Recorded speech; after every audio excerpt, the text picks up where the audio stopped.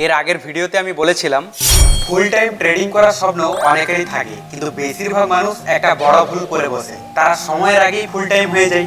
আজ আমি আরো 5টি পয়েন্টে বলবো ঠিক কখন এই সিদ্ধান্ত নেওয়া উচিত এবং কখন নয়। ভিডিওটি শেষ পর্যন্ত দেখলে হয়তো তুমি সেই 90%-এর দলে থাকবে না। ভিডিওটি ভালো লাগলে একটি লাইক করে দেবে।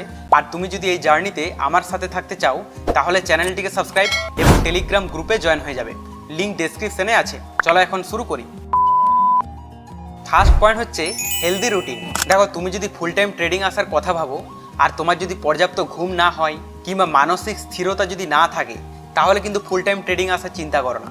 কারণ ফুল টাইম ট্রেডিং মানে কি, আগের তুলনায় মানে পার্ট টাইমের তুলনায় কিন্তু ফুল টাইম ট্রেডিংয়ে সব থেকে বেশি প্রেশার ক্রিয়েট হয়। কারণ যেহেতু তোমার পুরো ডিপেন্ডটা ফুল টাইম ট্রেডিং মানে ট্রেডিংয়ের উপরই থাকবে, তো সেক্ষেত্রে প্রেশার যেহেতু ক্রিয়েট হবে, এই প্রেশারগুলো কিছুটা অংশে কম করার জন্য তোমার পর্যাপ্ত ঘুম দরকার, ব্যায়াম দরকার এবং মানসিক স্থিরতাও কিন্তু দরকার। কিন্তু তোমার যদি পর্যাপ্ত ঘুম না হয় কিংবা তুমি যদি শরীর চর্চা না করো, তো সেক্ষেত্রে সবথেকে বড় কিন্তু প্রবলেম হয়ে দাঁড়াবে। কারণ তোমাকে জানতে হবে টাকা ইনকাম করার থেকেও সবথেকে বেশি দামি সেটা হচ্ছে নিজের শরীর।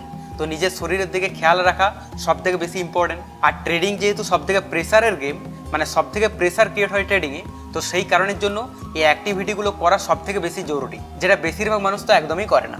মানছি যে ট্রেডিংয়ে বড় রকম লস হয়ে গেলে ঘুম তো এমনিতেই উড়ে যাবে এবং বিগিনার্স অবস্থায় সবথেকে বড় বড় ভুলগুলো হয় এবং সেই সময় কিন্তু বড় রকম লস হয়। কিন্তু তুমি যদি এই মুহূর্তে এগুলো সমস্ত কিছু মেনটেন করে চলো, তাহলে কিন্তু তুমি ফুল টাইম ট্রেডিং আসতে পারো। কিন্তু তোমার যদি এই প্রবলেমগুলোর মধ্যে একটাও হয়ে থাকে, তাহলে কিন্তু তুমি এই মুহূর্তে ফুল টাইম ট্রেডিংয়ে কিন্তু আসো না। সেকেন্ড নাম্বার পয়েন্ট হচ্ছে নো রিভেঞ্জ ট্রেডিং। দেখো, বিগিনার্স অবস্থায় আমরা সবাই জানি যে একটা লস হয়ে যাওয়ার পর আরও ট্রেড নেওয়ার যে অভ্যাস, সেটা কিন্তু আমাদের একদম যেতেই চাই না।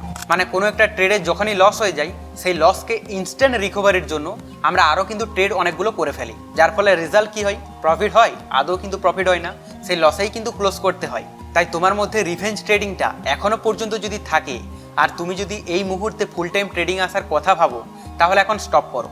আগে রিভেঞ্জ ট্রেডিংটা কন্ট্রোলে নিয়ে আসো, যে কোনো লস হয়ে যাওয়ার পর তুমি কিন্তু আর ট্রেড নেবে না। এইরকম কন্ট্রোল যদি তোমার থাকে, তাহলে কিন্তু তুমি ফুল টাইম ট্রেডিং আসতে পারো।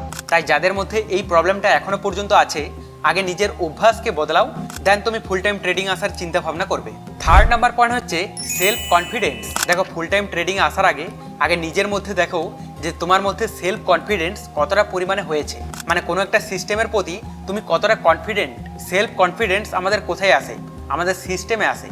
সবাইকারই একটা আলাদা আলাদা সিস্টেম আছে, মানে সেট আপ। সেই সেট আপের উপর তোমার যদি কনফিডেন্টই না আসে, তাহলে তুমি সেই সেট আপকে ব্যবহার করে প্রফিটেবল হবে কিভাবে লং টাইমে? তাই আগে তুমি নিজের সেট আপকে দেখো যে তোমার সেই সেট আপ কতটা ভালো কাজ করছে এবং লং টাইমে আদৌ কি প্রফিটেবল করাতে পারে। এরপর ব্যাপার হচ্ছে যে এই সেলফ কনফিডেন্টটা সবাইকার কিন্তু প্রথম পর্যায়ে আসে না। যারা বিশেষ করে বিগিনার্স, তাদের সেলফ কনফিডেন্ট কিভাবে আসবে? তাদের তো কোনো সিস্টেমই নেই, এবং যাদের সিস্টেম আছে সেই সিস্টেম তো তারা লং টাইমে চালাতে পারে না। তারা বিভিন্ন ধরনের সেট আপ ট্রাই করতে থাকে, যার ফলে কোনো একটা সেট আপের প্রতি তাদের ভরসাই কিন্তু আসে না। তাই সেলফ কনফিডেন্ট আনতে গেলে মোটামুটি মিনিমাম 1-2 বছর এখানে টাইম স্পেন্ড করতে হবে ট্রেডিংয়ে, এবং নিজের যে কোনো একটা সিস্টেমকেই ফলো করতে হবে।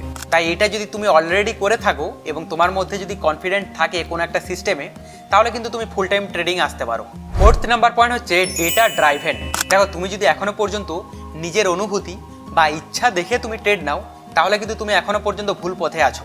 তাহলে সেক্ষেত্রে তুমি কিন্তু ফুল টাইম ট্রেডিং আসার চিন্তা ভাবনা করো না। কারণ তোমার যদি মনের ইচ্ছাতেই তুমি ট্রেড নাও, যেখানে তোমার কোনো রকম সেট আপই নেই, কোনো রকম সিস্টেম নেই, তোমার মন গেল যে মার্কেট এখান থেকে উপরের দিকে যাবে কিংবা নিচের দিকে আসবে, এবং সেই অনুযায়ী তুমি যদি ট্রেড নিয়ে নাও, তাহলে সেটা কি হবে? গেমলিং। সেটা কিন্তু ট্রেডিং না, কারণ তুমি না কোনো সিস্টেমে চলছো, না কোনো রুলসে চলছো। তাই এখান থেকে নিজের অনুভূতি বা ইচ্ছার মাধ্যমে ট্রেড না নিয়ে ডেটা বেস তুমি ট্রেড করো।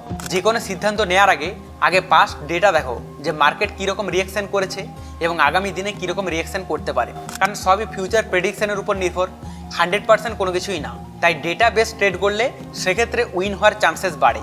আর অনুভূতি নিয়ে যদি ট্রেড করো, তো সেক্ষেত্রে উইন তো দূরের কথা, উল্টো লসেই কিন্তু তোমাকে থাকতে হবে।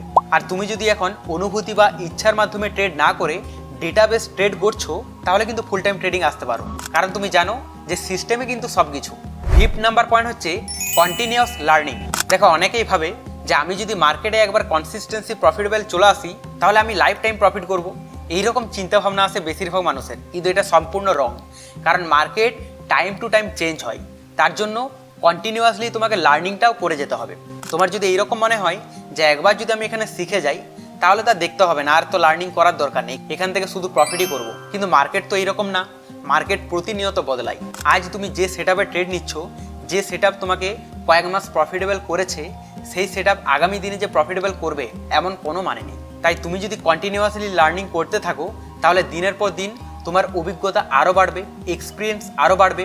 যখনই মার্কেটের চাল কোনো রকম পরিবর্তন হবে, তুমি কুইকলি কিন্তু সেখান থেকে ক্যাচ করতে পারবে, মানে ধরে নিতে পারবে যে আমাকে পরবর্তীতে কীরকম পরিবর্তন করতে হবে।